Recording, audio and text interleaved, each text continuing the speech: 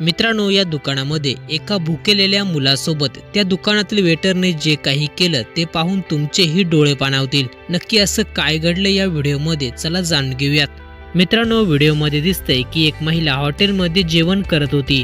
तिला urgent phone आल्याने ती जेवण ठेवून तशीच तिथून निघून जाते। आता राहिलेल्या त्या अर्ध्या जेवणावर बाजूलाच बसलेल्या एका चिमुकल्याचं लक्ष जातं। त्याच्याकडे पैसे नव्हते, तो भुकेलेला होता।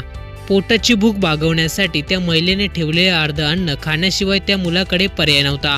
तो तेथून पटकन उठतो आणि ताटात राहिलेले अन्न खाण्यासाठी जातो।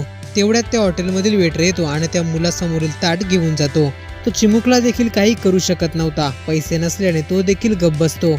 पण पुढे या वेटरने जे काही केलं ते पाहून तुमचेही डोळे पाणावतील। या वेटरने त्या महिलेचं उष्ट अन्न बाजूला ठेवलं आणि या मुलासाठी नवी कोरी अन्नाची डिश घेऊन आला। त्या चिमुकलेला खुर्चीवर बसवलं आणि हे अन्नाचं ताट त्याच्या समोर ठेवून त्याला जेवायला सांगितलं। हा मुलगा देखील हे पाहून खुश झाला।